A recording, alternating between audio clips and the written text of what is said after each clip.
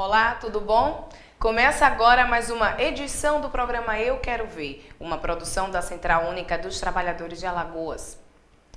E no último dia 4, completou 40 anos do assassinato do estudante alagoano Manuel Lisboa, militante de esquerda na época da ditadura militar.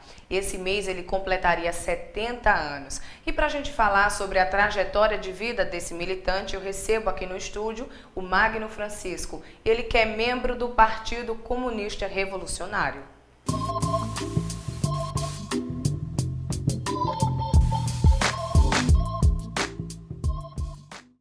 Bom, Magno, é um prazer recebê-lo aqui no nosso estúdio mais uma vez, não é isso? E hoje a gente vai conversar sobre o Manuel Lisboa, né? Vamos explicar para o pessoal que está em casa quem foi esse revolucionário Manuel Lisboa. Bom, o Manuel Lisboa foi um alagoano que iniciou a sua vida militante aos 16 anos, aos 17 anos, ainda quando era estudante secundarista no Colégio Liceu Alagoano, onde ele organizou o Grêmio, participou de atividades relacionadas à União dos Estudantes Secundaristas de Alagoas, o ESA. Foi quando ele teve os primeiros contatos com a vida política, ingressando na União da Juventude Comunista, a juventude do Partido Comunista Brasileiro, PCB. Na época era o único partido comunista que existia. Depois, em 1962, houve a primeira divisão dentro do movimento comunista aqui no Brasil, onde foi fundado o PCdoB. E já em 1964, Manuel Lisboa ele acompanha parte dos militantes que saíram do PCB para ingressar no PCdoB por conta de uma divergência ideológica relacionada a uma análise da conjuntura internacional que dizia respeito ao posicionamento acerca de defender ou não o processo revolucionário, de se caminhar numa perspectiva da construção do socialismo através da via pacífica ou não. Manuel Lisboa, obviamente, entendia que não era possível construir o socialismo através da via pacífica, tampouco defender a coexistência pacífica entre os países capitalistas e os países socialistas. E seria, no final das contas, negar o aspecto da luta de classe. Então, esse foi um dos motivos para a sua ruptura com o PCB. Então, ele ingressa no PCdoB, quando termina os seus estudos secundaristas, ele vai cursar medicina na universidade, onde, por conta exatamente das suas atividades políticas, ele e aí já em 1964, depois do golpe militar, ele é preso, acusado de vender materiais subversivos e etc. E ele é expulso da Universidade Federal de Alagoas. Depois de continuar desenvolvendo a sua militância, e de se destacar politicamente, como uma das figuras políticas, especialmente entre a juventude de grande relevância aqui no Estado, ele, junto com outros companheiros, organiza o Partido Comunista Revolucionário. Foi uma análise de que era necessário construir um partido efetivamente revolucionário, exatamente porque havia uma divergência entre um grupo de companheiros e os companheiros que tinham organizado o PCdoB, Partido Comunista do Brasil, com relação à política. Tem o elemento de descartar por parte do PCdoB a importância do Nordeste para a Revolução Brasileira e também a questão da própria forma de luta política interna que existia. Na avaliação desses companheiros que fundaram o PCR, entre eles o próprio Manuel Lisboa, existia uma repetição dos erros que aconteciam dentro do PCdoB. Então, o espírito de crítica e autocrítica, o desenvolvimento fraterno da luta política, ele não acontecia. Pelo contrário, é um processo que se entendia como de denegrir as imagens dos militantes que tinham críticas à direção do partido. Bem, então, exatamente por esses motivos, se organiza em 1966 Partido Comunista Revolucionário, com o objetivo de exatamente se tornar uma organização política capaz de levar a cabo, a princípio, a derrota da ditadura militar no Brasil, a restauração da democracia, mas como objetivo estratégico a superação do capitalismo. Bom, Magno, na trajetória de vida dele, a gente pode perceber que ele tinha paixão pela política, mas ele também gostava da cultura, No seu tempo de estudante, ele chegou até dirigir peças teatrais com operários da estiva, não é isso? Exatamente. Não, o Manuel Lisboa ele tem uma vida cultural muito intensa. Um dos poetas prediletos dele era o Bertold Brecht, certo?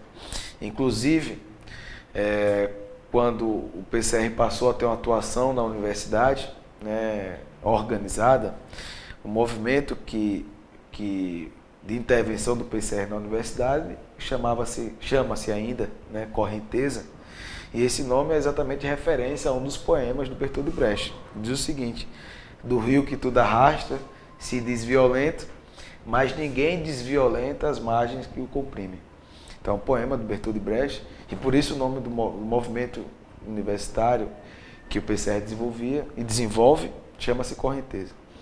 Bem, mas aí, quer dizer, no período secundarista ele já tinha uma atuação, quer dizer, relacionada à arte, e na universidade ele participou do Centro Popular de Cultura, organizou o Centro Popular de Cultura da UNE aqui, né? Então ele realmente organizou várias peças teatrais que tinham o objetivo exatamente de politizar não apenas os estudantes universitários, né, mas a sociedade de uma forma geral. Então, por isso que as peças teatrais tinham a participação, por exemplo, dos operários da estiva, certo? Mas não apenas isso, tinha como objetivo se expandir para os mais diversos bairros do centro da cidade, mais diversos bairros da cidade, com o objetivo de, através da arte, né, desenvolver uma consciência crítica, revolucionária entre a classe trabalhadora e a juventude. Então, a vida do Manuel Lisboa tem uma aproximação muito significativa com esses aspectos da arte, né, que era próprio da sua dimensão humana, né? Então, certamente esse é um elemento de destaque da vida dele. Bom, Magno, e tem registros também, né, que na época que ele estudava medicina aqui na Universidade Federal de Alagoas, ele foi expulso do curso, né? Na época do golpe militar de 1964, não é isso? Exatamente. O desenvolvimento da militância dele, que tinha se iniciado mesmo antes dele entrar na universidade, ainda no movimento secundarista, no Grêmio do Colégio Liceu Alagoano, e na sua atuação na UESA, na União dos Estudantes Secundaristas de Alagoas, enfim, se deu continuidade, né, quando ele chegou na universidade. E por ser exatamente uma das referências políticas da universidade, no momento de golpe militar, de ditadura militar, não apenas ele, mas outros, né, militantes foram expulsos da universidade, perseguidos, enfim. Então a sua primeira prisão foi exatamente por conta, a acusação era por conta de vender materiais subversivos, né?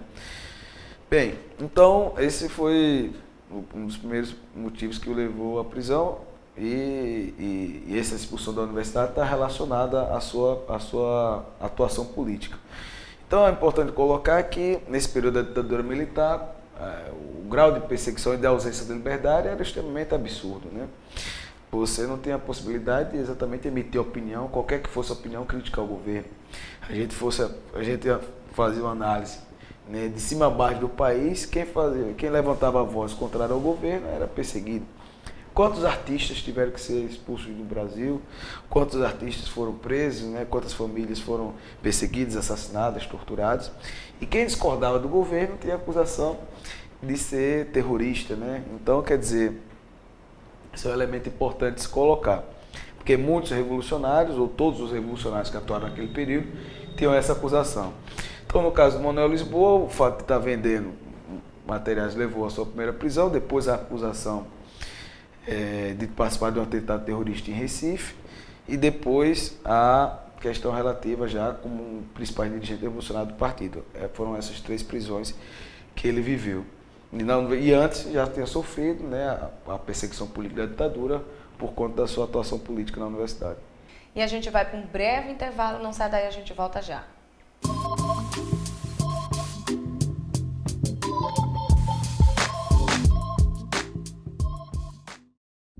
Meu nome é Ana Rosa Kucinski, eu sou professora. Em 1974, eu e meu marido fomos presos no centro de São Paulo. Nossas famílias esperam notícias até hoje. Será que essa tortura nunca vai acabar?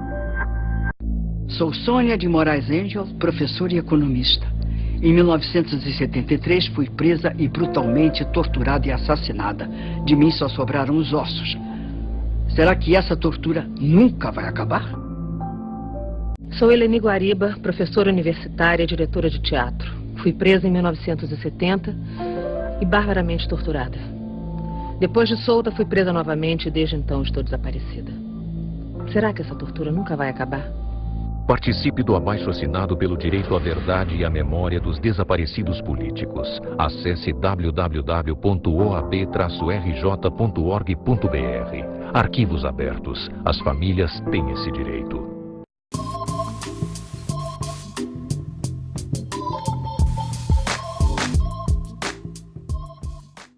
Bom, estamos de volta, dando continuidade à nossa entrevista aqui no programa Eu Quero Ver. Eu que recebo aqui no nosso estúdio Magno Francisco, ele que é membro do Partido Comunista Revolucionário, e a gente está falando sobre a trajetória de vida de Manuel Lisboa.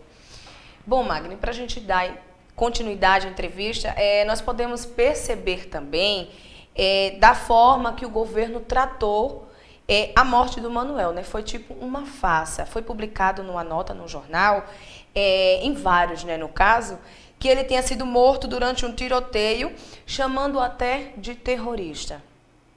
É verdade. Bem, então o governo militar, né, que é importante dizer, não foi uma exclusividade do Brasil, né? A ditadura militar foi instaurada em vários países da América Latina, exatamente por conta da ação organizada dos Estados Unidos, que tinha o objetivo de manter o controle político e econômico da região, né? Então, esse elemento foi o elemento que promoveu, o motivo principal que promoveu essa série de golpes militares na América Latina. E o Brasil, como um dos principais países da América Latina, não escapou dessa realidade, né? É importante dizer que havia um processo de bipolarização do mundo, né? Divisão entre bloco capitalista e bloco socialista, então essa disputa acabou gerando esse tipo de situação. A própria influência da Revolução Cubana aqui na América Latina fez com que acendesse a chama revolucionária, né? Então os Estados Unidos não queriam perder o controle, não queriam perder o controle político e econômico da região. Então a ditadura ela organizou várias farsas, não apenas com relação a Manuel Lisboa, mas com relação a todos os crimes que cometeram contra as vidas, né, humanas dos militantes que viveram aquele período. Então, no caso do Manuel Lisboa, a apresentação oficial da polícia, né, para a imprensa é que ele teria sido morto numa troca de tiros e etc. E exatamente por isso, por apresentar essa versão mentirosa, que eles tiveram que esconder o corpo do Manuel Lisboa, né? Então, apenas em 2003, apenas na verdade em 2001 e 2002 a gente chega mais próximo desse processo de saber identificar os restos mortais do Manuel Lisboa. Havia um processo jurídico, burocrático para colocar a questão em evidência, né?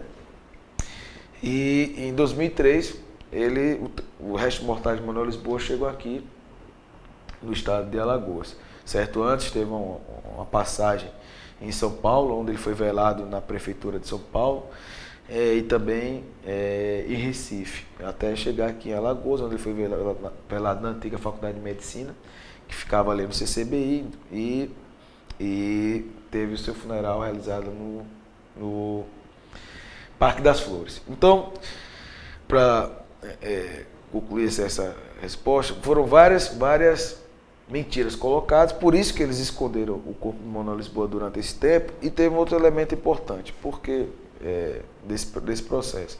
Junto com o Manuel Lisboa, né, eles, no mesmo período, eles prenderam também o Emanuel Bezerra, certo? Então, o Emanuel Bezerra, assim como o Manuel Lisboa, foram levados para esse cemitério clandestino, que é onde foi encontrado os restos mortais. O Manuel Lisboa fica em Campo Grande, né, o cemitério Campo Grande, São Paulo. E estavam lá numa vala comum, como indigentes. Então, veja, o crime político, mas contra a própria dignidade humana, não permitindo sequer as famílias, né, de terem a possibilidade de fazer o funeral, né, dos seus entes queridos. Mas isso também não foi exclusividade do Manuel Lisboa nem do Emanuel Bezerra. Foram centenas de brasileiros, né, que viveram essa realidade. Inclusive o próprio Jaime Miranda, que é outro alagoano, até hoje não tem corpo, seu corpo não foi encontrado mais. Dentre outros alagoanos também que foram presos nesse período. E tem até uma citação dele que serve de exemplo para várias e várias pessoas que lutam, né, que têm esse desejo de militante, que ele fala assim: a delação é traição e a traição é pior do que a morte. O revolucionário é como um prisioneiro de guerra, só declina o próprio nome. Como é que fica isso aí para vocês?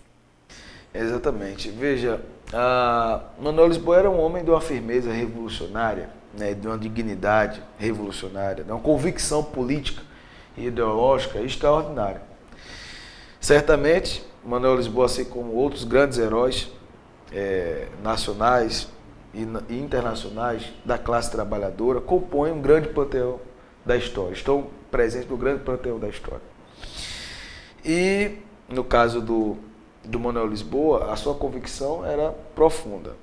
Tem um outro artigo, exatamente tirado dessa citação, que ele é um artigo que ele escreve para toda a militância do partido, do PCR, na época da ditadura militar, exatamente apresentando essa situação. Como se comportar diante da repressão. Porque o método de investigação da polícia militar, da polícia política da ditadura, era exatamente uma investigação a partir da tortura. O objetivo de desmoralizar, certo, a pessoa que eles estavam investigando e colher informações a partir exatamente da dor.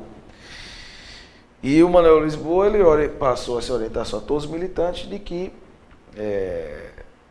a nossa convicção ideológica ela deve ser de tal forma que nós não podemos delatar ninguém, porque delatar significava colocar em risco a vida de centenas de pessoas e destruir o próprio trabalho político do partido. Não é à toa que várias organizações políticas que surgiram naquele período da ditadura militar deixaram de existir. Não mais compõem o cenário político hoje, certo? Porque através dos assassinatos, das perseguições e das torturas, conseguiu-se trucidar e destruir várias organizações políticas. Então, existia essa orientação do Manuel Lisboa, que ele levou a cabo da forma mais contundente e radical. Da sua prisão, uma operária chamada Maria do Carmo, que chegou a vê-lo na prisão, nos porões da ditadura, ela presenciou um dos seus algozes dizendo: outro como esse aí é muito difícil achar. Vai ser difícil encontrar. Ou seja, a convicção de não abrir absolutamente nada para a ditadura, não colaborar em absolutamente nada para a ditadura. Manteve a sua convicção ideológica, na prática, efetivamente, não apenas em palavras. Então, esse comportamento do Manuel Lisboa, exatamente permitiu com que o PCR não sobrevivesse, certo? Não fosse destruído, sobrevivesse ao período da ditadura militar, se tornasse uma organização política que, inclusive, atua nos dias atuais. Então, o exemplo de vida do Manuel Lisboa, o seu comportamento enquanto ser humano, enquanto dirigente político e revolucionário, certo? Representa uma inspiração profunda para todos os nossos militantes, certo? Certamente a referência de como se comportar, a referência da clareza dos objetivos que nós temos. Eu sempre digo o seguinte: a luta de Manuel Lisboa ela é uma luta que continua e não existe nada mais atual e moderno, certo, do que ser comunista revolucionário. Bom, Magno, o Partido Comunista Revolucionário, a gente já citou aqui, sabe que foi fundado pelo Manuel. O que é que você tem aprendido no partido nesse tempo com a trajetória do Manuel que serve de lição para você?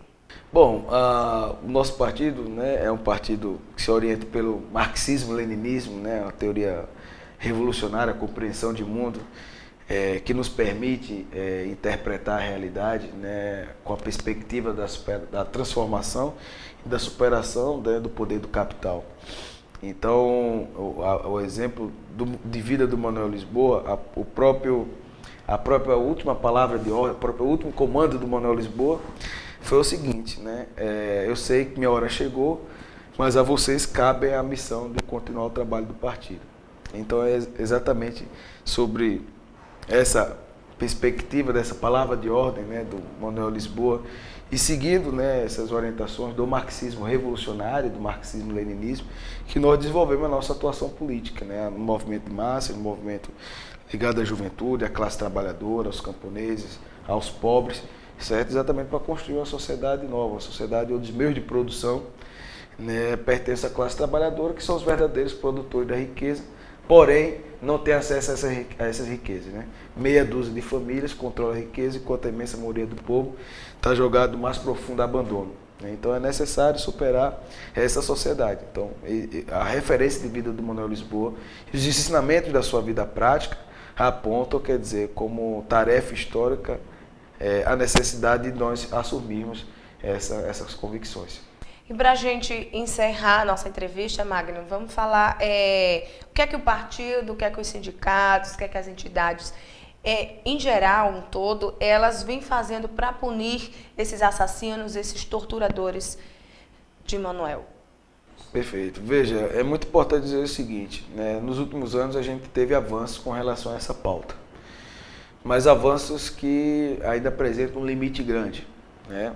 Nos últimos anos a gente teve a conquista das indenizações por parte das famílias que tiveram entes queridos presos, né, e assassinados, ou as pessoas que viveram aquele período, que sofreram, foram vítimas da ditadura, que sofreram as ações bárbaras e covardes da ditadura, também foram indenizados, uma boa parte. Mas nós entendemos que isso é apenas quantificar, né, todos os crimes que aconteceram naquele período. É importante ir além. Nossa campanha, a campanha do Partido Comunista Revolucionário, junto com outras entidades, é a campanha pela punição aos torturadores e assassinos da ditadura militar. Isso significa exatamente rever a lei de anistia, reinterpretá-la, reinterpretá-la sob uma ótica de que os criminosos com relação aos direitos humanos não podem ser tratados iguais aos que foram vítimas da ditadura. Os criminosos têm que ir para a cadeia. Então essa é a palavra de ordem, cadeia para os torturadores e assassinos da ditadura militar. Além disso, é importante colocar o seguinte, a gente teve outro avanço importante, que é a instalação das comissões da verdade, né, que tem o objetivo de esclarecer os fatos que aconteceram naquele período. E certamente essa tarefa da Comissão da Verdade é uma tarefa importantíssima, porque permite-nos desenvolver um debate na sociedade que leve a sociedade a pressionar, certo, o poder público, né, o governo, para que tome medidas urgentes no sentido de, efetivamente, punir os torturadores e assassinos da ditadura. Nós gostaríamos, obviamente, que a Comissão da Verdade tivesse uma pauta maior do que a lei, do que apenas investigar os crimes, mas tivesse a pauta já de levar aos tribunais. Mas consideramos um avanço e uma conquista, né, daqueles que sempre lutaram pelos direitos humanos. Não foi também do acaso nem nenhuma bondade. Pelo contrário, porque o que a gente acompanhou no Brasil, tem acompanhado no Brasil, e a Comissão da Verdade, felizmente, tem desenvolvido um trabalho importante nesse aspecto, é que existem muitos arquivos da ditadura militar que precisam se tornar públicos. Porque as futuras gerações precisam entender esse momento histórico, precisam daquele momento histórico, exatamente para que a história não se repita.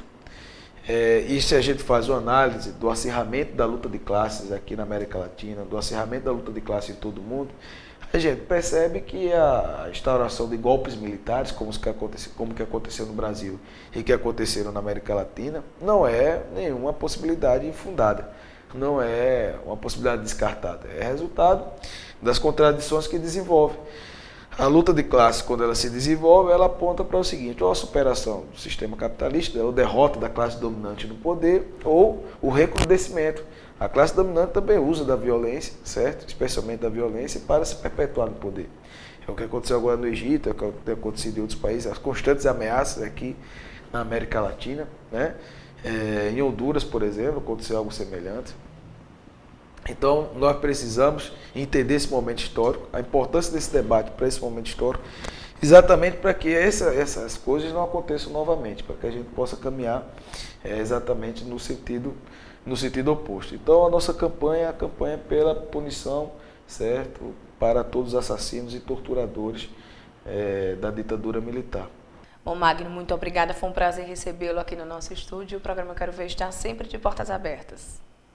Eu que agradeço, queria parabenizar pelo programa, é muito importante, quer dizer, um espaço como esse, para a classe trabalhadora, para o movimento sindical como um todo, exatamente no momento de monopólio da mídia, né, da informação, apenas algumas famílias controlam os meios de comunicação, ter uma alternativa onde possa se apresentar um debate sobre a perspectiva da transformação, certamente de uma importância muito significativa para a classe trabalhadora e para todos nós. Muito obrigado.